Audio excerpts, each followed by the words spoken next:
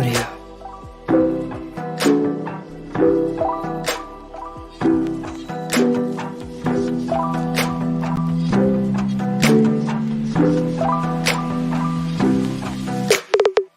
In audio. In audio.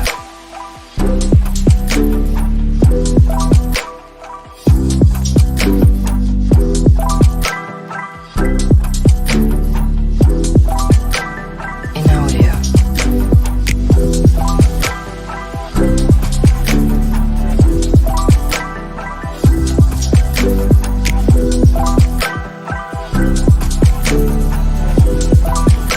In audio. In audio. In audio.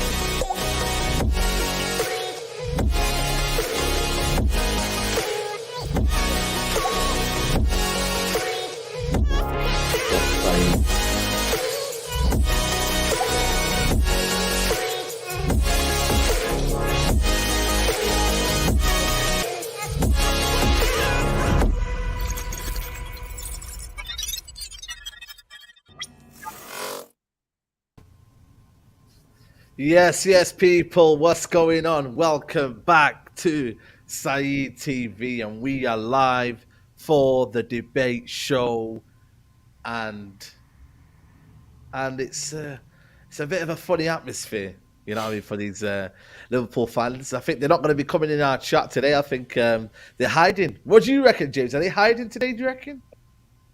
Maybe, mate. I've not seen a lot of them on social media. I think Wi-Fi's down in Merseyside, all the 4G's down because they've gone somewhere, mate. God knows where they've gone. They're all high and mighty after last week. But, you know, karma. Football is a what, Saeed? Football's a what? Humbler.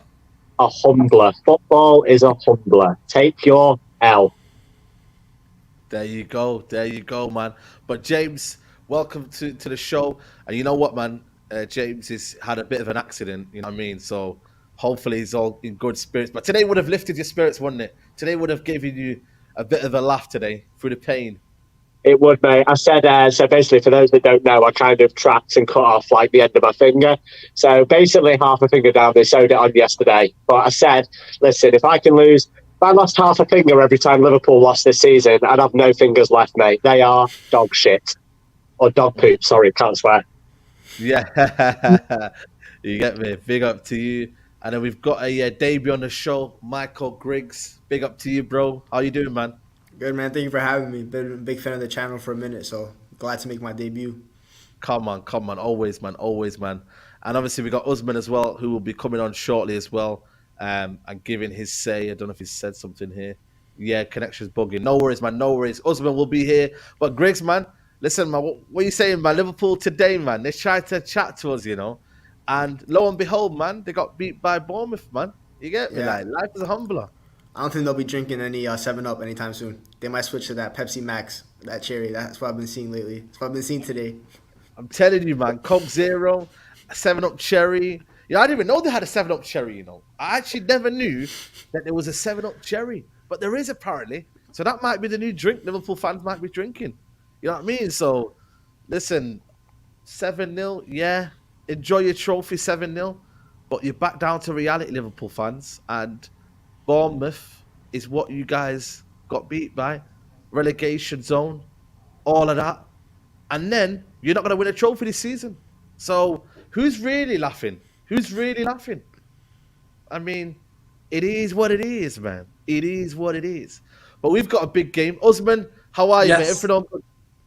Listen, hopefully you can hear me. I don't know, let me know. But Yeah, I can hear you. Okay, this blizzard's killing me. I'm flipping in my dad's room. He's gonna be like, "What the hell is my man doing in here?" But listen, first things first.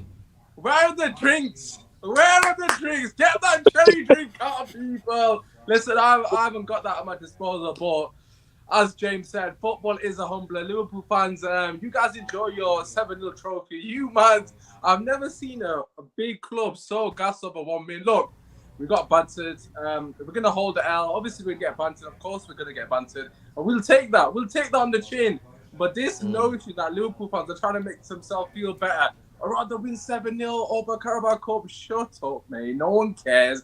Yes, you can have the banter, but we collect those trophies. And also, you're still 7 points below us. I mean, I know it's not about Liverpool, but I just want to quickly get this out here. They told me Virgil van Dijk's the greatest centre-back in the world. I mean, in the history of the football, I don't think so, mate. I don't think so. A bit of humble pie for you lot. But anyways, regarding Man United, great win against Betis. Second half was absolutely fantastic. Back to winning ways, and I'm sure we'll get on to tomorrow's game. But yeah, it's just good to see them crying again, back to where they belong, so to speak. Absolutely, man. That's what it's all about, man. We win tomorrow, James, and we go 10 points clear, man. Like we never left before. You know what I mean? Obviously, last week was a bit of a madness, but the reality is we could go 10 points clear, and it's a big game tomorrow in terms of kind of, the setback from last week, the big setback. You know what I mean? Obviously, Real Betis is Real Betis, but we need to win this game tomorrow. It's a big, big game tomorrow, isn't it? It is a big game, mate. But if you look at last week, obviously in the moment it really hurt, right? And for a little while afterwards it really hurt. And it will continue to in some respects. But you've got to take it for what it is. I think today against Bournemouth proved that really was Liverpool's cup final. They are not a better team than Manchester United this season. They were never a better team than Manchester United this season. And that's why we were all so optimistic going to Anfield, because other teams have been to Anfield and got draws and one has got a win. And Liverpool generally aren't a strong team. They, however, galvanised themselves up for that game. United were well below par. Liverpool were way, way above where their par was. And it was a freak result. Today wasn't a freak result for Liverpool. The fact they lost away at bottom of the league wasn't a freak result. That's how bad Liverpool have been. I expected Bournemouth to win. I backed Bournemouth to win. Liverpool are not a good team. So when people are writing off Man United season and saying, "Oh, get rid of a lot of them, sell the whole squad, we're all useless. It's the biggest, most humiliating defeat in history." It's look at where we are. It was away from home. Come back to Old Trafford. 19 wins out of 21 at Old Trafford since the Sociedad game at home. It is an absolute fortress. Ten Hag has turned Old Trafford into a fortress. Man United are miles better this season than they have been in recent years. First trophy accumulated in 6 years. We're competing realistically for 2 more. And, if we win, like you said, tomorrow, we go 10 points clear of Liverpool. Tottenham are there and thereabouts. Newcastle are slipping away. Chelsea nowhere to be seen. Liverpool nowhere to be seen. So realistically, could we have 3 trophies on top 4 by the end of the year? I'm not writing it off. Absolutely. No, it's true. I think it's about having perspective, for the whole season. United are still on course to win 2 more trophies. You know what I mean? We've had a very, very, very, very, fairly good season. So I feel like it's just having perspective, isn't it, Michael? That, it was a blip yesterday, but we have to get back on the road now and keep winning. You know what I mean? Getting towards our targets and, carrying on this good form that we've been under Ten Hag for large parts of the season.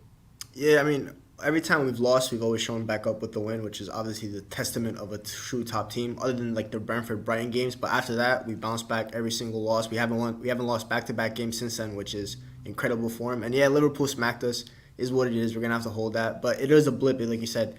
That second half will never happen again. We'll never see anything like it. They just scored 6 goals from 2 shots, 2 XG or something like that. It just won't happen. And for United, that Betis, the first half we saw the hungover, but that second half, that's the Man United that we've been seeing mostly for the second half of the season, and that's what I expect to see tomorrow and for games to come forward.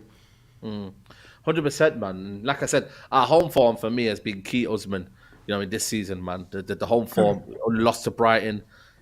Obviously Southampton will be up for it, but the players, I think, you know what, for me, obviously the title of the video and the debate show is about time for changes, but Ten Hag trusted the same 11 that played on midweek, which I get it because it was like, you know what, they're going to prove themselves again that it was a blip, but you know what, this year home we've been immaculate, you know what I mean, and at home it's been a fortress for United.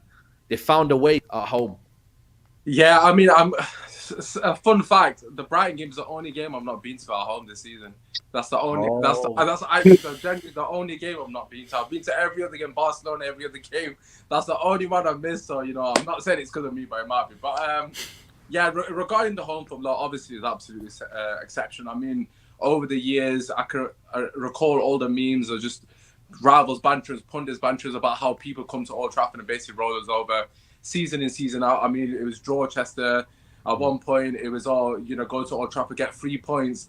And it's extremely integral for any new manager, any club to build that fortress at home. I mean, for me personally, I got to credit the fans as well. I mean, as someone that goes to games here and there, not as consistently as I have been this season, the atmosphere has been absolutely electric. I know obviously the results help with that, but just in general, the atmosphere, the area has definitely been different. I know the players have referenced that on numerous occasions, but you just have that ear of, we're back in a sense. So, you're at Old Trafford, you're in the Lions Den, and you're not gonna have an easy ride. I mean, we've come back in many games and we've had a bit of adversity at home as well. The game against Barcelona and Man City being the two standouts. I mean, two top quality teams in their own right. And we've gone behind in both those games and we've shown real character against the odds. A lot of people that wrote us off against two teams predominantly in the past where we've really struggled when we've gone behind against teams that are very good at keeping the ball. Man City in particular, you've seen every time they've gone ahead against us. And that wasn't the case at Old Trafford. I mean, there was a real belief that if we get one more goal, we've won, basically. And when it went 1-1, there was only one team that was going to win that. And it was exactly the same against Barcelona. And I felt like the players felt that, our players and the opposition players. I mean, not to reference the Liverpool game, our players definitely felt the heat at Anfield. Obviously, we don't want to talk about too much, but it's the truth. The players crumble under the pressure, and I feel like a lot of the opposition have done that as well. You mean the lesser teams have come to Old Trafford, and in yesteryear and the previous seasons they've come and they fancy themselves. That isn't the case. They come to Old Trafford, and there's a bit of fear in those teams. They know, they're in for a game, regardless of which Manchester United team at Ten Hag picks. They're going to be up for a fight, and the fans have been behind us. So I think that's been some of the key factors. Of course, the results help, but yeah, for me personally, every home game this season, I've been confident, and rightfully so. The players have backed you up. So happy days, Southampton. Good luck to you, lads. You're going to need it, and hopefully safe journey home with 0 points. So happy days. Yeah. I hope so, man. Well, right, okay then. Let's have the first debate then. Let's go with you, Michael, first. Wan-Bissaka, should he start now ahead of Dalot? Is it time for Dalot to be dropped? What are you thinking? Because Dalot, for me, his form has dropped off since the World Cup. Obviously, he's had the injury. But and for me, Wan-Bissaka, it's kind of crazy how he probably suits Antony more than he suits Dalot right now at this current stage. What are you thinking tomorrow? Wan-Bissaka, Dalot. I'd probably start Wan-Bissaka. Before the World Cup, Dalot was arguably the best right back in the league. His performances were top notch every week, but I think the injury kind of hurt his rhythm, and he hasn't gotten the rhythm back because Wan-Bissaka is pushing for his spot. And right now, honestly, I'd say Wan-Bissaka is taking his spot for the time being. Obviously, Dalot can earn it back with better performances, but Wan-Bissaka has just been exceptional, more a couple of games. And I do agree with the Antony part. The thing that Wan-Bissaka does better than Dalot is just sometimes the basics of being a fullback, the overlapping, the underlapping, the one touch. I think Wan-Bissaka kind of understands that more, and he also backs the press more because he's more of like the defensive, so he wants to get into the tackle, stick it into the other team, and get the ball back. So for me, I'd stick with Wan-Bissaka right now, but Dalot just needs to up his performances, and he could get that spot back. Absolutely, absolutely. Big up to Sani, who's joined the channel as well. Sani, how are you? You good? Yeah, I'm good, thanks. I'm entering like I'm number 30 in the Royal Rumble, but pleasure to be here. Really appreciate the invite, and happy to speak Man United with the lads. Come on, man. Come on. We're just discussing the Wan-Bissaka and Dalot debate. Michael says, we should give Wan-Bissaka a chance now. Where are you in terms of the debate between the right-back situation? Yeah, for me personally, I'm also with Michael on this. I think Wan-Bissaka is probably the better option for me. I mean, we saw in that first half against Betis, Dalot did struggle on that right side. I think defensively, as we know, Aaron Wan-Bissaka is the better right back. And going forward, he's improved a lot as well. I mean, Saeed, you were at the game as well. Second half, I thought personally, Aaron Wan-Bissaka on that side was key for us in that second half. But for me, I'm with Michael. Aaron Wan-Bissaka for me.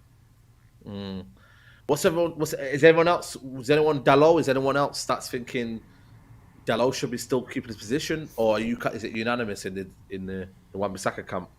James, I don't know what you're thinking. Yeah, I think it's unanimous on this show, but it's not unanimous in Manchester United because Ten Hag seems to fancy Dalot. We all thought after the cup final, Dalot started the cup final. I was expecting Wan-Bissaka to start. Wan-Bissaka came on at half time and kept Saint-Maximin quiet compared to where Saint-Maximin actually gave Dalot quite a bit of trouble in the first half. So we all expected him to start the previous game. And then Dalot starts again and we end up bringing Wan-Bissaka on in the second half against Betis. So I would say Ten Hag seems to favour Dalot. So I don't think it's a certainty that Wan-Bissaka starts tomorrow. I think the fan base have seen enough from Wan-Bissaka recently and enough of a decline in Dalot's performances post-World Cup that we want to see Wan-Bissaka start. But for some reason, Ten Hag sees them day in, day out in training. So I think sometimes we need to get a little bit of perspective and realise that, yes, we may see 90 minutes on a pitch twice a week, but Ten Hag is with these players every single day. And if he's got a favourite, he's built up enough credit with us that we kind of need to go, you know what, that's your favourite. You go with it. Let's back it, because he's obviously seeing something that we're not. He may change his mind and play Wan-Bissaka, but at the moment it seems fan base seems to prefer Wan-Bissaka, but Ten Hag very much doesn't for some reason. It's interesting. Go on. Yeah, sorry. Just to add, I do think Dalot is still better than Wan-Bissaka going forward. I don't know what the people's opinions are on that matter, but against Southampton, a team that I expect us to dominate, I won't be surprised if he does play Dalot, because obviously we'd expect us to have the ball. I do think Dalot is probably more comfortable on the ball. However, what I will say is I do think Dalot is basically allowing Antony to get scapegoated here, and I know this is somewhat. It's not really off topic, but I think football is all about partnerships. I mean, you have partnerships with the wing, you have partnerships with the centre back, you have partnerships with midfield, etc. And for whatever reason, Wan-Bissaka seems to be extremely more competent in terms of building a partnership with the right winger. He's shown it with Sancho. I mean, there was that clip of him and Sancho playing one-touch football for ages until Bruno ruined it. And then also in the second half as well, against Betis, I actually gave Bruno was a clear man of the match for me personally, but I actually think Wan-Bissaka was the reason we won the game, because he was absolutely influential in changing. He was a catalyst, really. And you saw that within the first few minutes, he basically opened the game up for Manchester United. And that is the reason why I feel like Antony is getting a lot of harsh criticism that he doesn't deserve. Obviously, Antony deserves some criticism, but I think a lot of Antony's failures are down to the fact that he hasn't got a right back. I mean, the amount of times he's getting outnumbered in attacks because the right back's not giving him an option. You got Weghorst up top, not giving him an option. I mean, is he running him behind? There's a lack of that chemistry. A lot of the players don't seem to be on the same wavelength on the right side. I mean, you see with Rashford and Shaw, because they've played with each other for so long, it's basically second nature to them. They know if he's going to overlap. They know what each other are doing. And I feel like with Antony, he hasn't really had a consistent partner. I feel like when Dalot was playing weekly, Dalot was contributing a lot to Antony's game as well. He was obviously giving him an opportunity to cut in, obviously play the reverse pass, etc. And I feel like Wan-Bissaka has done that since he's come into the team. And I think we saw in the second half, granted his finishing was atrocious, but Antony's overall play definitely improved for me personally. And I think that was down to the fact that Wan-Bissaka was occupying places where you'd expect the right back. He was either overlapping and taking a man, or he was underlapping, which left Antony in a 1v1 scenario more times than not. And since Dalot has come back to the team, if you actually analyse the game properly, most of the time Antony's left in the 2v1, which is not meant to be. It's either 2v2 or a 2v1 overload in our favour. But that hasn't happened with Dalot. It happened twice in the Liverpool game. Once Dalot crossed it in and Bruno missed a header, and the second time Antony cut in and shot. They were the only two times we had an overload. Apart from that, Dalot's not offering any support. So whether he's better going forward, I don't know if it's a lack of confidence. Play your players in form, and Wan-Bissaka for me is doing what Dalot should be doing, i.e. helping the attacker. So for me, it's an absolute no-brainer. I'm going to be disappointed if Ten Hag sticks with Dalot. I don't want to see favouritism. FC. Play your players in form. It's as simple as that. And based on that, Wan-Bissaka is the one best for balance for me at the moment. Absolutely. Big up Alien Teller. Remember, Saeed recycled the cherry B can. Yeah, absolutely. Big up Alien Teller. You know what's crazy? Yeah, someone made a comment here like Dalot builds up the pressure, Michael, but then Wan-Bissaka's better in the final third. But it's kind of you wouldn't assume that. You kind of would assume that Dalot would be better in the final third. But it seems to me that Wan-Bissaka now is getting a bit better now in the final third. His link up play, he's getting in behind. He's following up his runs. His timing his runs better as well, which is something that I think we've never seen with Wan-Bissaka before. Yeah, I agree. Actually, I've always thought that Wan-Bissaka is better in the final third than Dalot. I've always trusted his cross better than like a Dalot. Even Wan-Bissaka during Ole's era, like his cross was good, but he wasn't doing it enough. It was like maybe one cross a game. He doesn't have like the volume of a Trent Alexander-Arnold, for example. But every time I saw Wan-Bissaka cross, it was actually pretty accurate. It didn't look the best cross, but it got to the player, which is all you want. With Dalot, his cross is inconsistent. When he gets the perfect cross, it's a peach of a ball. But half the time, you'll see him kick it out of bounds, which is just not the consistency you want from your fullback. So I kind of do agree that I think that Wan-Bissaka is better in the final third, but build-up play is correct. I think Dalot is better in the build-up play. He's kind of more comfortable receiving the ball, maybe back to like a other player, or even just kind of switching the play, which a fullback needs to do. So it's a mixture of both. It would be perfect if we can combine their games. That'd be like the perfect fullback, but unfortunately we can't do that. So I think just one thing, Said. I think how people see the game and the narrative that's built in sometimes is really interesting. Like I remember being at the Burnley game at Old Trafford in the Carabao Cup, right? We won 2-0. And people were screaming at Wan-Bissaka for not getting forward all game. And actually he did, but the ball was never played to him from Bruno. Like he was like edging on, like making a run, and then he'd stop because he had to hold his run because the ball wasn't being played. And people were like slagging him off around me, like, oh, he's rubbish, get Dalot on, he's not going forward. And then the one time Bruno does play a ball, he plays an amazing diagonal ball, Wan-Bissaka half volleys it back across the area, and then Eriksen taps it in for a goal. And it's like, if you give him that delivery, then he will get involved in the build-up play and he will provide assists. But the problem was for so long is because he wasn't doing that, people weren't trusting him enough to find him on that side. Like all United's attacks were going down the left, right. It was all Shaw and Rashford over and over again. We were so one-sided. And then as Wan-Bissaka's got more confident and his delivery is getting more regular, we're playing more down the right-hand side. So listen, it's great to give us an option. Like at the start of the season, we had no option, right? I mean, I mentioned this before, but Ten Hag was questioned in a press conference about his right backs, and the fact that Dalot was playing every game, and what was going on. And he basically said, "Listen, I've got Malacia and Lindelof for cover." He didn't even mention Wan-Bissaka, right? Wan-Bissaka was not in the manager's thoughts at all. He was out in the cold. He was gone in January. So the fact that he's even competing for a starting place now is mad. The fact that we think he should be starting right back is mad, because he was as good as gone. Like we thought when he started his first 2 games that we were just going to try and play him into form and get 10-15 million for him in January. Everyone thought that's what was going to happen. So the fact that he's got back into the team is amazing. And whether he's better than Dalot going forward, I don't know. That's a discussion to be had. I definitely think he's better defensively, not positionally, but tackling wise he is, and man to man he is. And then going forward, I think his close control is good, although I don't think it's attractive on the eye. So people look at it and they think, oh, he's not in control of the ball. But he's one of these people with long limbs that just it doesn't look pretty, but it's effective. Honestly, it is really effective. So yeah, Wan-Bissaka, for me, they've both got attributes, but I'm just happy to see competition for places and them both playing well. Yeah, 100%. It just kind of raised the question. Big up to Troy Superstar. He says, hope someone agrees with me. Antony should be benched. I mean, you know what? It's probably the kind of best way to kick it on, really. Antony, Sanji, what do you reckon about Antony? Are you frustrated? Are you happy with his performances? Where do you sit with Antony? And this is an open discussion, because I'm one of them where I'm like, I want more. I want more in terms of him contributing, whether it's assists. But then again, I do understand how he gives us balance in the team, which is kind of crazy. I mean, we have a team who have a player who helps the team better, or do we have a guy who gives us assists but then doesn't nearly help the team in other ways? But where do you stand with Antony? Yeah, it's a weird one. I mean, first half, just in general, we were quite flat, in my opinion, against Betis. We didn't really offer a lot.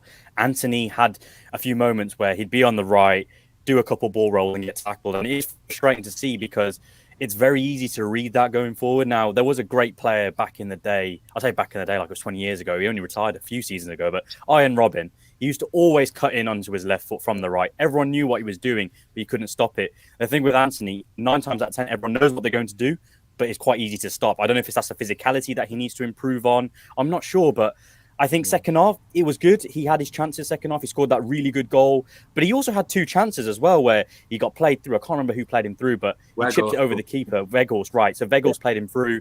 And I was there like, pass it. That's just me. I just like passing it, right? And he chipped it and he obviously didn't go in. And then there was another time where he was played through. I think that was Weghorst.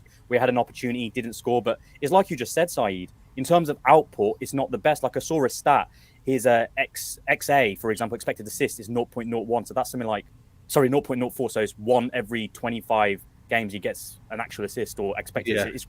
It's ridiculous. Like, if you think about it, stat-wise, it's not great. But like you said, he does provide balance. I mean, there was an opportunity as well. I think if you guys can recall to the game, he actually switched to the left and he put in a beautiful ball in for Weghorst. And I thought, okay, we might be onto something here. But the problem with putting him on the left is our most informed player is Rashford and he plays on the left. So it's definitely concerning. He needs to have output, but I think for the first season, I think as Man United fans, we need to give him that grace period and understand that he's coming from a new league. Other players such as Jack Grealish, I don't want to get into Grealish because I thought we had a good game today against Palace, but he didn't have the best season when he was at City and he was Premier League proven, as people said. So I think with Antony, I think we need to lay it off a little bit. But for me, he should probably start on the against Southampton. I said a weekend. I'm still thinking it's Thursday. I'm getting absolutely delirious here. But yeah, I think Sunday he should personally start. I did like Palestri's addition when he came on. Obviously got that assist, we'll call it. But Antony, for me, needs to start. He gives us that balance. Troy Superstar says that Ten Hag already plays him because he broke the bank for him. I think obviously he has an element of trust, Osman. But what do you want from Antony? What do you specifically want him to do more? Is it decision making? Is it just being more efficient? What do you want from him, Antony? Yeah, I'm gonna flip the script slightly here, right? I think our fans have been too harsh on him. I've got to be honest. I understand the frustration. I think everyone who watches football would be frustrated with Antony. I mean, he's got the capabilities of taking on his man, but for some reason he chooses not to. I mean, there was a few occasions that he went on his right and he actually beat the man, and then he just didn't cross in on his right foot. I mean, bro, you're literally there. You could have shot. Like, just use your right foot, please. It's not even that bad. I mean, I remember, I don't know if it was, obviously it was this season, of course. He had that chance on his right foot. I don't know if you guys remember, but he should have scored and he put it wide. And since then, I've not seen the guy use his right foot. Like, he basically was one-on-one and he put it wide when everyone thought he was going to hit the back of the net. But the thing with Antony, right, I think it's a few things. Firstly, he's only 22. I know people will say, "Oh, you're making excuses." Obviously, price tag, etc. But I think the right back thing is definitely affecting him. I genuinely do believe when he has that chemistry with the right back, he will definitely improve. And you saw in the second half that Antony that I know from Ajax. I mean, I'm a big fan of Antony from what I've seen at Ajax. I mean, he's not really playing the way I want him to play. I think some of it is because of Ten Hag. I've got to be honest. I think Ten Hag's not really playing him in his best position.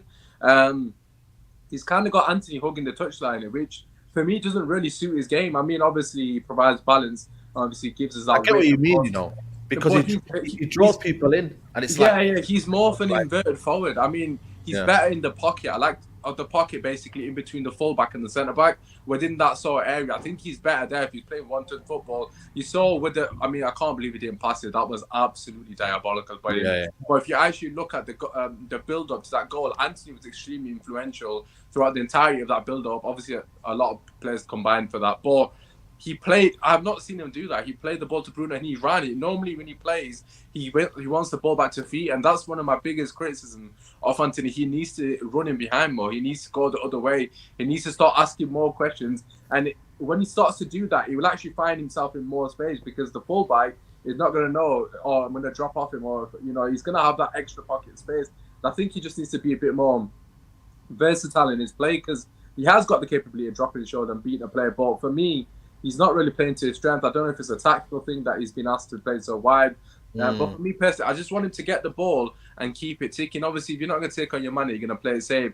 Get the ball and follow it through. He seems to pass the ball and just stand still. I mean, that's not what the best players do. Pass the ball and try to receive it in an area that you can cause problems. And look, Saka's been absolutely fantastic. We've got to give credit where it's due. He has to look at Saka. I mean, they're a similar age.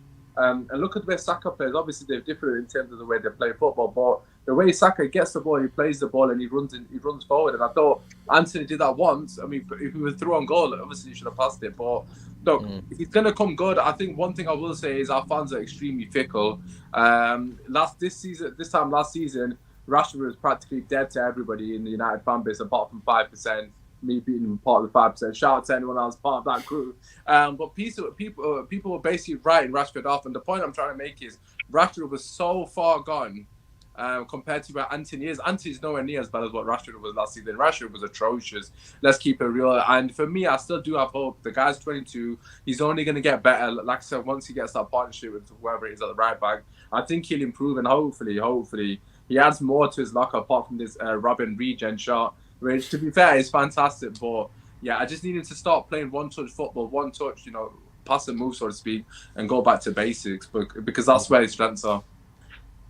Big up Troy. It says it's terrible the way Ten Hag plays him. Pelestri can do the same. Antony has cost us and killed our attacks.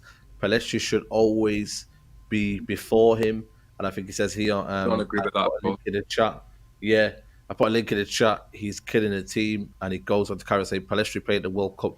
Why all the excuses? Pelestri, I hear it. I'm a big fan of Pelestri. I've looked at him when he came in pre-season under, I think it was Ole Gunnar Solskjaer, and I thought to myself, wow, this guy can play, man. You know what I mean? Close control, dribbling, excellent. You know what I mean? He does deserve minutes, but I think the physicality in the league maybe hasn't allowed him to do that. But Michael, in terms of Antony and whatnot, do you think that Ten Hag is persistent with him? Because again, like I said, Troy Superstar says this is his man and he's trying to make it work. Is that where you're kind of going from, or do you see it differently? I think that's part of it. Obviously, I kind of call Antony Ten Hag's adopted son. He brought him over with him from Ajax, so that kind of element, he knows him the best out of anyone here. He knows him the best. He knows his limitations. He knows his strengths. So he wants the balance in a sense. He does bring the balance. For me with Antony, I'm not gonna lie, I'm one of his biggest critics. I never really wanted to sign him. He's not my kind of winger. Like Pelestri's more my kind of winger, the old school traditional, go down the outside, cross it in. That's kind of my winger. Antony doesn't do that. Obviously, I do see his strengths. Like his ball retention is the best out of all our wingers. He knows how to keep the ball, and he's kind of strong. It's really hard to get him off the ball. You either foul him or you don't get the ball off him. But I think he's very predictable because he's so one-footed, and Premier League defenders are so good. Like they know that they know what he's gonna do, and he's not athletic enough to kind of get past. Like Arjen Robben was so quick that he was able to get past you. Antony doesn't have that. But I also do agree with the sense that if he does get a right back that overlaps more, and maybe a right center mid that kind of plays one touch better, he will look better. So we will see better from Antony. But for me, one, I don't think he'll ever justify the price tag, which is not all up to him. That's kind of Man United's fault for even letting it get to that point. But he's just not my kind of winger. But I really hope he does come good, because I see why the potential in him, like the cracker of a shot, and even the second half. Yes, he missed so many chances, but at least I saw him making, like Usman said, run after the ball. One touch. If you play touch and go, you look such better as a team. That's why Man City were so good all those years ago. And even this season, our best ball came from like that Leicester game where you saw touch, go, touch, go. It's very simple. Football, sometimes people overcomplicate football. Sometimes it's so simple. And Antony, when he does the simple things, looks like such a player. But the thing is, like Usman said, maybe it's the first season. Obviously, maybe it's in his head that he just overcomplicates things. And it's up to Ten Hag kind of to tell him to just simplify your game, and then he'll just look better. 100%. Big up, Pelestri's a better player. Listen, Troy, man, I get it now. I get it. On the analysis, I'm puzzled. Why is he playing shameful? Bro, Troy's got it in, man. Troy's got it in. Troy is loving that Pelestri. Can I just add one thing, right? Regarding the Pelestri thing, Pelestri's a baller. I'm sure most of us would agree, but he's so bloody young. Our fan base is absolutely fickle. I'm sorry, I'm going to say it again. One bad game and they're going to say he's finished. I mean, we've just had the Garnacha episode where after one bad game, there's a group of the fan base writing the guy off completely. I mean, for me, Pelestri is a great impact player and he will keep Antony on his toes. And I think the Betis game and games like that, he should be starting. But just to come back to what you said, Michael, I think when Bruno played right centre mid, right, in that second half, he was absolutely top draw. And I think that was a major reason why Antony also benefited as well, because he actually had someone that he could pass the ball to and run off him. And obviously they should have got the assist as well between the two of them. I just think it's little things like that. Our overall play, there's too many touches. There's not enough options off the ball. And once we start having that cohesion where we can pop the ball to someone and obviously play football, like run off someone, he'll improve, because obviously that's the kind of player he is. But Yeah, I hear what you're saying, Michael. He isn't a traditional winger, but he plays very similar to Saka in a sense. But obviously, that's gonna sound ridiculous at this moment in time. But that he prefers one-touch football. But I'm a bit disappointed. I'm not seeing enough of it. Eric says here, what's going to happen when it happens? What's going to happen? Ahmad comes back. I don't know, but Ahmad could play probably in the false 9, the 8, the 10. You don't know. He could play across the front 3. He's going to be a player that can play across different positions. So it'll be interesting to see whether, how he gets utilized. So let's see, man. I Run the Street says, good show, fellas. Big up to you. I'm just happy the glue is back. Ice Cold Tony. I mean, Sanji, Ice Cold Tony, are you excited for him to come back? Listen, they said the English press said he had no chance, and I think, to be honest with you, they probably are right. I think the thing is, he's obviously had great moments for us in the past, but Tony Martial, I think this is probably his swan song these next couple of months. I think in the summer, it is over. I mean, I'm just being honest. I think he's had his few moments. Like we all remember what happened in that Liverpool game. The FA Cup semi-finals against Everton as well. He's had all these moments, but as of recently, other than lockdown season, hasn't really offered us a lot. I know he had that on loan season at Sevilla. The frustrating thing with Martial is the fact that he's only 27, so he's not even old. So yeah, he feels old because of his body. His body feels old. But I just think for me, I'd rather we let him go and actually get in a striker who's actually going to be playing for us, going to be starting for us, because that's what we need. We don't need someone like Martial who's going to be injured a lot. We don't know still what his best position is, because sometimes you can stick him out to the left, sometimes you can stick it down the middle. It's weird. It's almost like Theo Walcott all over again at Arsenal. For ages, people weren't sure whether he was a striker or a left winger. I'm not saying Antony is Theo Walcott, but he had the number 14 shirt, but he didn't play like Henry, did he? Martial's got the number 9 shirt, and he doesn't play like Berbatov or anyone else with the number 9. It's just, it's annoying. It's frustrating, but like I said, next couple of months, let's give him a good send-off, and hopefully we'll see him playing against other big English sides in Europe and knocking them out of Europe. The thing is, the reason why, we kind of made the opposite. We need some goals, James, man. We need a little share of the goals, man. A lot of reliance on Rashford. Is that still worrying for you, man? Because obviously we are built more as a team now rather than kind of when it was like with Ronaldo and whatnot. But still, we need more people chipping in with goals, man. Is that still a concern for you? Maybe it's a little bit of a concern, mate, but the answer to that worry isn't Antony Martial, I'm afraid. Like, I don't know whether that super chat came from Ty's burner account or where it comes from, but literally, like, ice cold Martial, the only reason he's ice cold is the ice strapped around his knee, around his ankle, around his hip, around his back, around his neck, around wherever he's got a sprain, mate, because Antony Martial lives in the tree. What? I said that was rich coming from you. Yeah, tell me about it. Yeah, what's this? What injury? Don't worry about it. Like, this is self-inflicted. Honestly, like, the thing is, Martial, he's made out of glass, isn't he? Unfortunately, like, this is what people don't understand. Yes, Martial has our best attributes as an attacker. No one is doubting that. A fully fit Martial walks into our team, right? We all agree that. He walks into our team, got the best attributes of any striker. The problem that he presents, right, when he starts like 25% of games, if that, you're asking someone, we've got 4 days in between games at the moment. We're playing 2-3 games a week.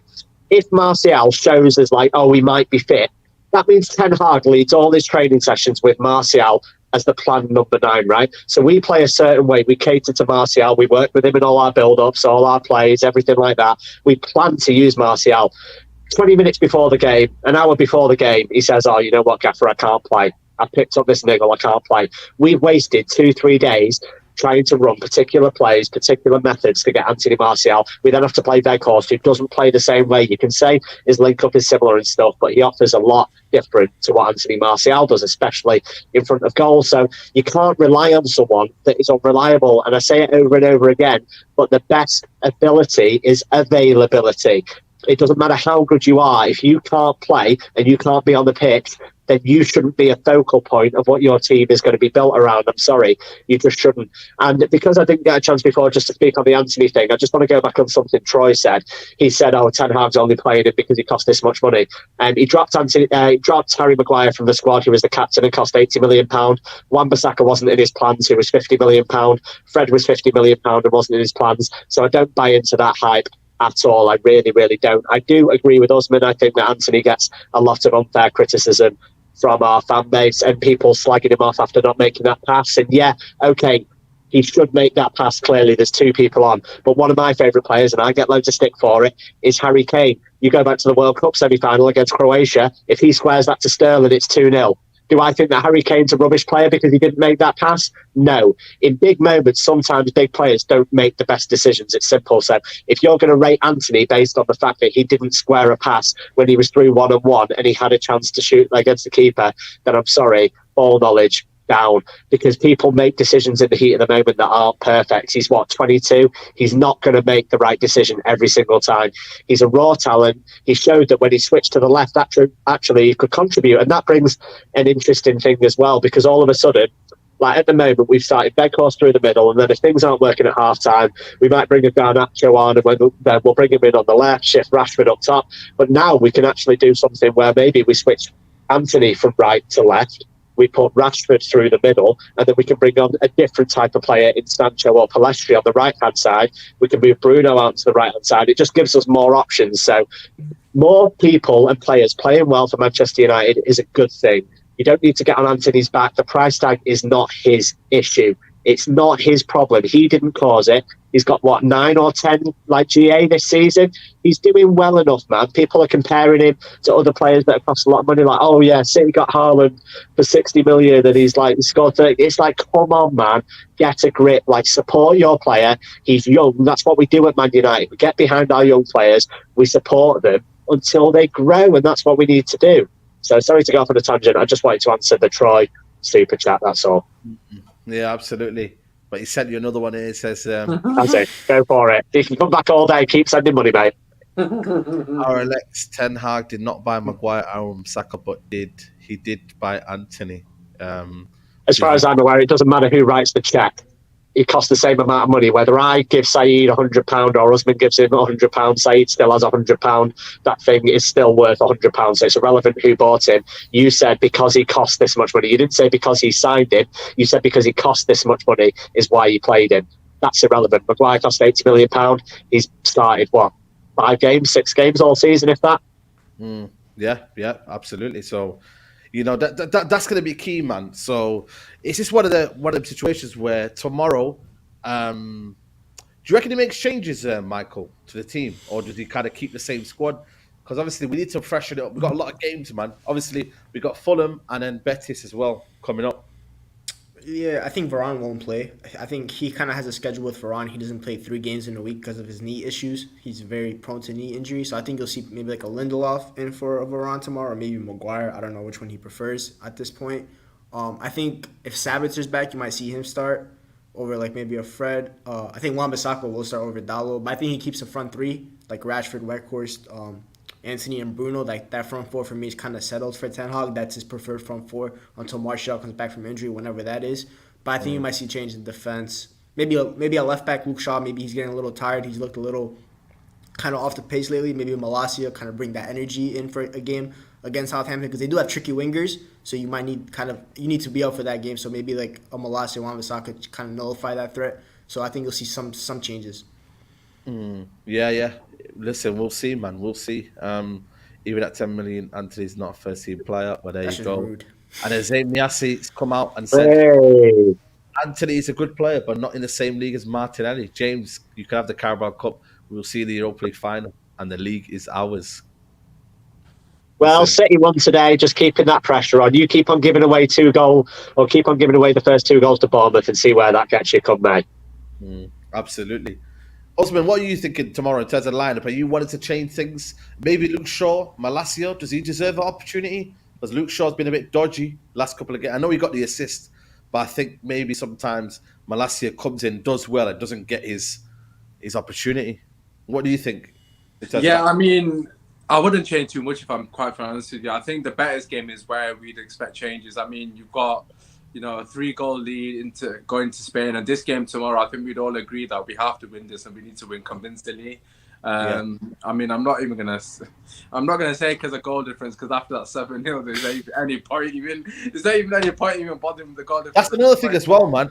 our goal difference needs to working on, man. It's just too. Yeah, I mean that goes without saying, but I think look, Southampton at home. I think the boys would fancy a start padding session. I know that sounds extremely arrogant, and it could quite easily be 1-1 at half time. But I think for me, you go with your strongest team. We need the 3 points.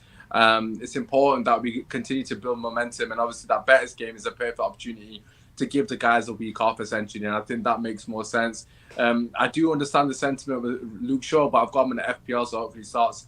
But I look, if Malassi came in, I wouldn't begrudge it. I think it would make sense because I do think Shaw looks a bit tired, and I do think there's a couple of the players that look tired. Bruno looks tired, Shaw looks tired, Rashford looks tired. And I think Delors for me would be the obvious change. I mean, Wan-Bissaka for me, as we've already mentioned, would start. But yeah, overall, not wholesale changes. I think we can wait until Betis and then we can go again next Sunday. But yeah, for me, just get the 3 points, 60 minutes, take the boys off, and then go again. Yeah. What are you thinking, Sonny, in terms of the team? Are you kind of happy with what keep the momentum? Because obviously it just depends on, you know, the last 2 games. We don't really need to kind of rest any players. Well, we can rest players, sorry, for Betis, so that can help us out. We're playing our strong team right now, can't we?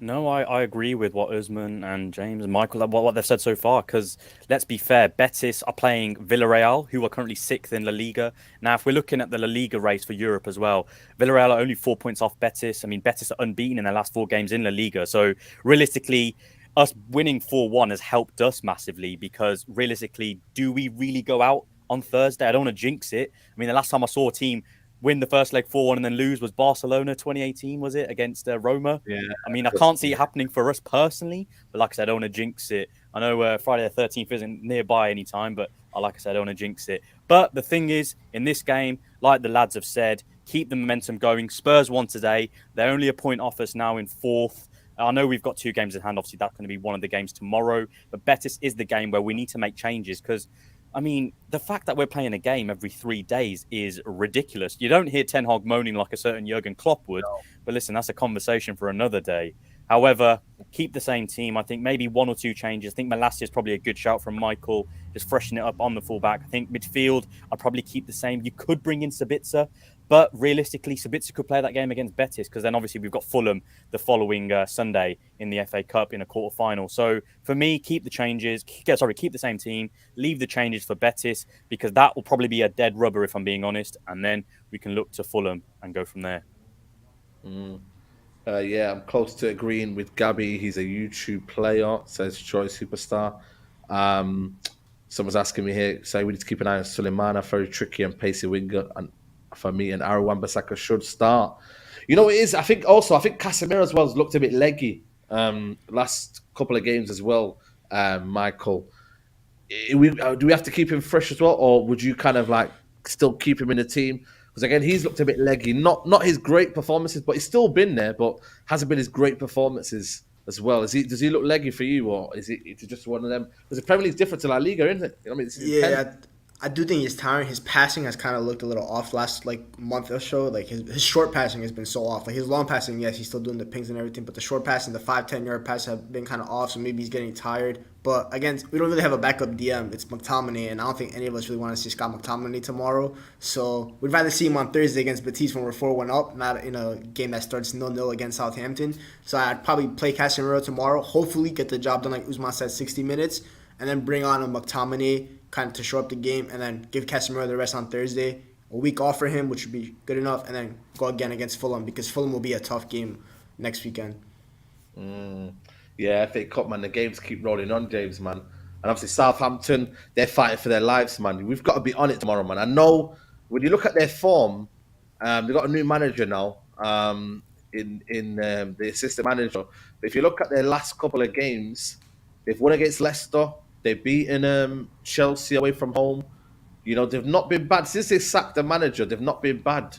You know, I know they lost to Wolves the week before, but that was with the Neil Jones. But since the new manager's come in, he's won against Chelsea. Obviously, he lost at South Leeds, 1-0 narrow loss. But they've not been too bad, man, since the new manager's come in. We've got to be careful. You never know with these guys. Bournemouth today, you know, these guys are fighting for their lives, man. We've got to be on it today. Tomorrow. That's what I was going to touch on, Saeed, to be honest. Like, there's a very real danger of underestimating teams at the bottom of the league that are fighting to stay in this league. There's a huge financial reward for them staying in the league. You look at Bournemouth today, not only that, you look at Leeds getting a result against Brighton. I know Leicester lost against Chelsea, but they got to 1-1 at one stage. There was another team down there, Everton, got a result at home against Brentford. So all these teams that are fighting are all of a sudden pulling out results against teams in the top 9, top 8. So we can't underestimate Southampton. With regards to changes and stuff, I'd be very wary of making changes. Yes, Casemiro's looked a little bit off it, but he's miles better than any other option that we have there at the moment. I wouldn't bring in Malacia for the same reason, actually, that I would bring in Maguire or Lindelof or McTominay. And that reason is James Ward-Prowse. Honestly, it is. And I'm not saying that Malacia is in the same level as Lindelof, Maguire, McTominay, whatever, but he does love a rash tackle, and you've got the best set-piece taker in the league that is on that Southampton team. And if you give them anything around the area, it is basically as good as a penalty, mate. It really, really is. He is phenomenal from set pieces. So you have to have people that are excellent tacklers. Our best tacklers in the back four are Luke Shaw, Lissandro Martinez, Rafael Varane, and Aaron Wan-Bissaka. And then you've got Casemiro as DM. You have to play those 5 to try and limit the amount of free kicks you give away in stupid areas. Yep, absolutely. Some breaking news. Radcliffe has charged Sir Dave Brailsford with securing a team of individuals capable of overhauling United sporting organisation. Okay, interesting. But listen, we still want Qatar, mate. You know what I mean? We're still in there, man. Listen, Radcliffe, you can do what you want, mate, but we want that Qatar money, mate. So, yeah, go on, sorry. So just a quick Yeah. quick point that James obviously mentioned. You mentioned obviously James Ward-Prowse. Now, it's funny because he's got 17 Premier League free kicks under his repertoire. Who's got 18? I wonder. Certain individual at Manchester United, David Beckham. Has 18. Someone? Yeah, the record. So it would be poetic. Obviously, it wouldn't be for us, but would be poetic if he equaled the record at the Stretford end, for example. So yeah, James is right. Do not give James Ward-Prowse any space whatsoever near 25 yards. He's criminally underrated from free kick. I know, like, people that watch a lot of football rate him, but I'm very surprised he's not got a top 6 move just for that alone. I remember Fergie coming out and saying that about Charlie Adam, that his corners were worth 10 million alone or something like that. And it's the same with James Ward-Prowse. Like, his set piece delivery would be an absolute goldmine to a team that are in the top 6, because he's just on the money every time. And look at the amount of set pieces, like, ironically, we've not got, I don't think we've got Ramsey anymore, but if you look at how well we've done from set pieces recently, Luke Shaw's delivery, and when he's not taking it, Bruno's delivery has actually been very good from free kicks. Like, the amount of headers that Casemiro scored, for example, like, that's a different attribute that we're bringing this season that we didn't have last season. And if if all of a sudden it's a tight game, 70th, 80th minute, and we start giving away free kicks on the edge of the area, we are asking for trouble. We really are. Just someone to tell Fred, though, because he loves getting assists for James Ward-Prowse for United, doesn't he? I mean, Fred is literally the master of giving free kicks that aren't needed. I mean, he niggles at everybody. Now that you said that record as well, they definitely scoring a free kick, and Fred's the one that's going to give the free kick away. I'm putting money on it. Bro, it's always happens like that, though. Fred is always, having a shocking first half. Yeah, standard. But hopefully by then we'll be 4-1 up, so 4-0 up in it, so it's all right. Yeah. Second half Fred is amazing. It's just the first half. Sorry, it's the first half Fred is just where, and also United need to start quick as well, man. We've always been starting games slow at Old Trafford. It's slow out the blocks. Leicester game was slow.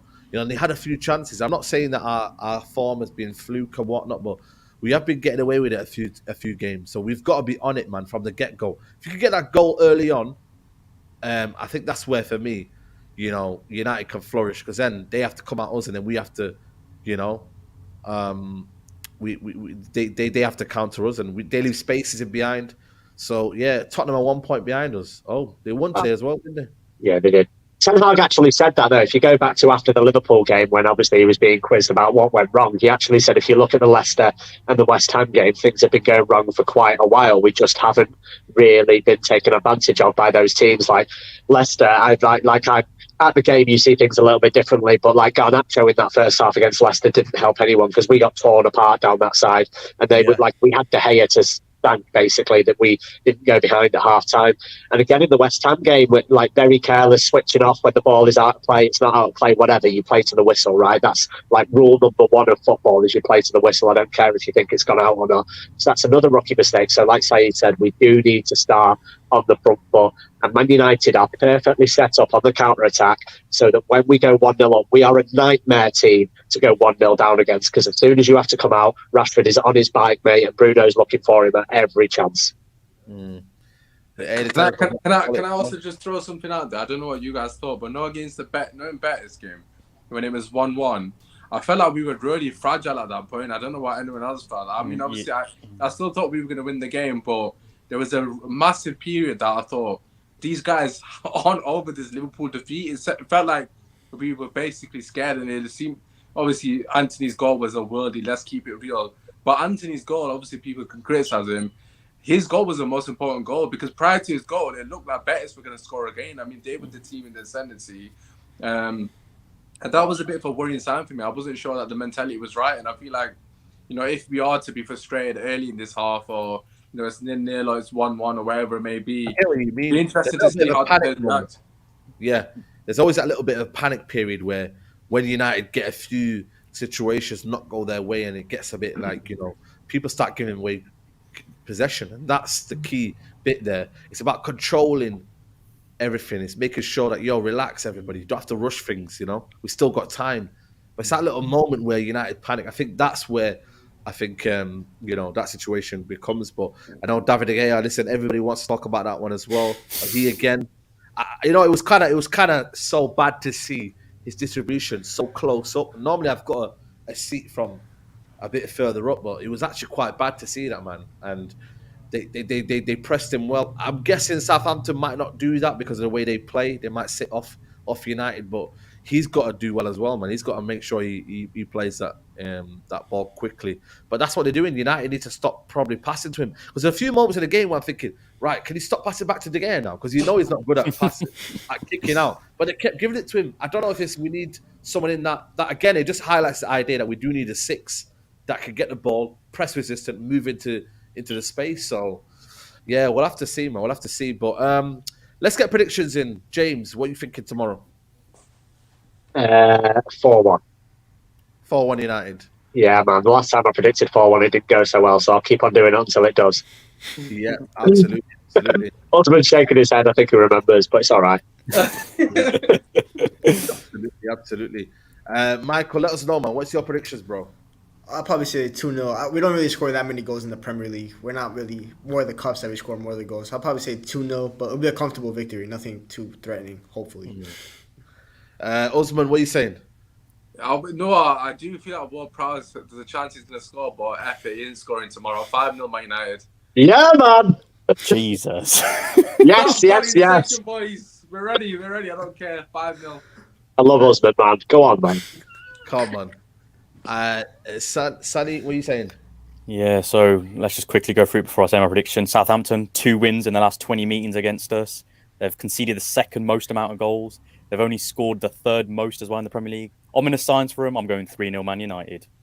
Oh, I thought you were going to say 7-0 then. I thought you were saying I thought it was going to be like bang, bang, bang, so 1-0 Southampton. I thought we were saying up for that. Have we scored more than 4 goals at home in the Premier League? I don't think we've more than 3 in the Premier League, and it says a home game. Yeah, I've been. This season, no. No. Not that I can remember. 3 against. We haven't scored 4 at home apart from the Betis game this season, no. Yeah, 3 Bournemouth, 3, yeah, no. So we're due for a hiding, man. So Zigo says 6-0, 1-1, 4-1, 2-1, 3-0. We on the up, absolutely 5-0. Elias says 1-0 maxed, 5-2 United, 3-0 Alien Tenno. Listen, we're gonna find out, people. Make sure you tune in tomorrow.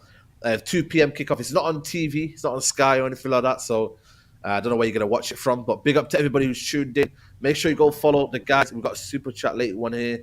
Big up from Matt Ross. Big up the channel and likes. We have to focus on sticking behind the team and Eric Ten Hag. Also, thoughts on if we can develop Pellistri to Garnacho's level. I think we can, but I don't think it will happen just because surely the competition, man. It simply is competition. Antony, you've got Sancho on that side. I don't know, man, but I think he does deserve some minutes. So Europa League will be a good option, bro. Europa League, maybe on Betis, maybe give him a start. Maybe that might suit him. I don't know. So we'll have to see, my bro. We'll have to see. But James, it's been a pleasure. Nice for coming on, bro. Side, what's your score prediction? 3-1, 3-1. Oh, okay, I was about to say yes. Okay. Yeah, he's getting away with it now. But one thing's for sure, if we lose tomorrow, then Skullfuggery's coming through that chat where you reeled off all those positive scores, and he's clipping that up for sure, because we were also positive. But yeah, I'm good, man. I'll be at the game tomorrow, so Osman, I guess I'll see you there. Saeed, I'll probably see you there. And yeah, nice and confident for tomorrow. Cheers for having me on. And for anyone that wants to follow, James Dixon _PT on Twitter, James Dixon PT on Instagram. Come and follow me for instructions on how to get injured in the gym. There you go. There you go. Michael, man, solid debut, man. Big up to yourself for coming on, man. Thank you for having me on. Yeah, for my socials, my Twitter is down there, Michael Griggs _26 for some reactionary tweets. I'm a very reactionary person on Twitter, so you have a good laugh. And Griggs Talks for my YouTube and TikTok, which I need to start posting more on, which we'll get to. Absolutely, absolutely. And also big up to Usman Talks, man. You get me, big up to coming on, man. Thank you for having me again. Yeah, so just Osman Talks United on Twitter, YouTube, and TikTok. But yeah, that's basically it. Make sure you slap a like here as well, people, man. Come on. Absolutely, absolutely. And also, man, big up to you, Sani. Thanks for coming on, man. Solid debut, man. Big up to you, man. Yeah, no, I appreciate it. It was late, but it was great, just like Fergie time. But no, I really appreciate it. Thanks for the invite. It was an absolute pleasure. And like James and Usman and yourself, I'll be at the game tomorrow as well. But yeah, if any of you guys are Instagram, TikTok, YouTube, Sani _ that sports guy, you'll see me there. Football, cricket, rugby, tennis, anything you can think of, boxing, whatever, reels. Anything you want, I'll be there. But it'd be great to see you guys tomorrow as well if we can meet up. Absolutely, something like East Stand. Defo. We'll be there. Outside East Stand before the game, come and find us. We're near that hot dog stand, so we'll all be there for a chat either before or after. Sounds good. I'll see you guys there. Yeah. Absolutely, man. Absolutely. Guys, it's been a pleasure. Take care. Have a good one. And tomorrow, hopefully, 3 points, man. We're out. Take care. Peace.